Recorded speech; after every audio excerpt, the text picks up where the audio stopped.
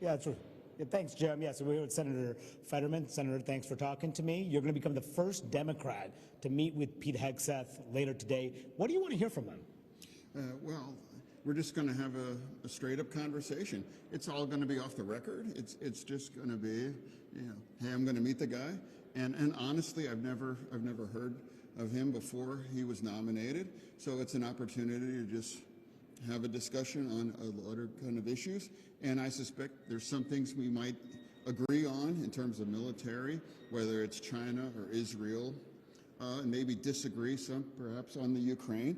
But I think it's an opportunity to have a conversation. I'm not sure why it would be controversial to anybody. If he's the individual who could potentially be the next Secretary of Defense, I think it's, I'm not just the senator for Pennsylvania for my voters or Democrats, it's for all of us. And now we have received a lot of support, calls into our office saying, hey, we have a conversation. So I'm just doing my job. I see that.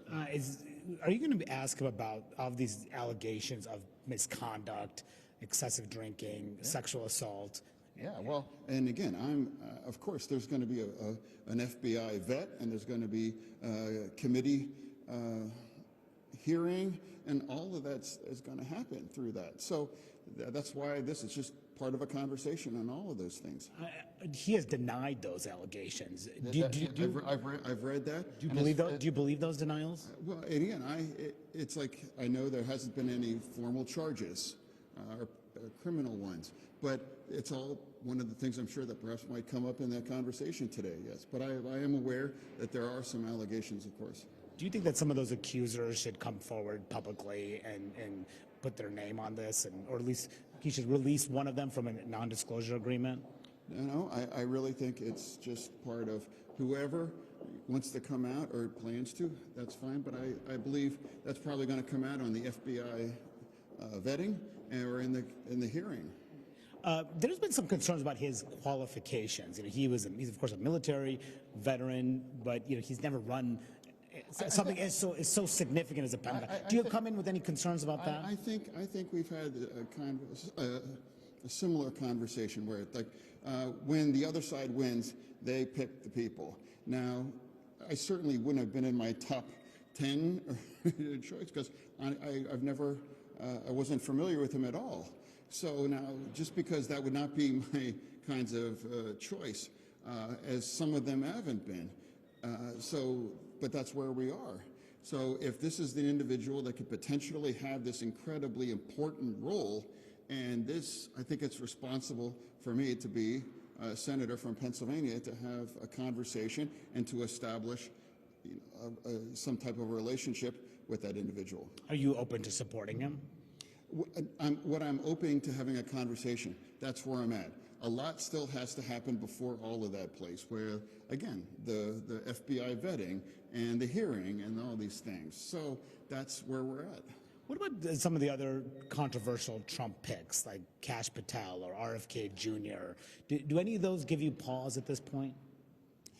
All I am saying is that Democrats or other people can freak out over anyone that was nominated, and I am not that guy. And I'm open to have a conversation for whoever especially really important ones. Like yesterday, I met with Representative Stefanik, and I was going to vote for her. And Rubio, another people.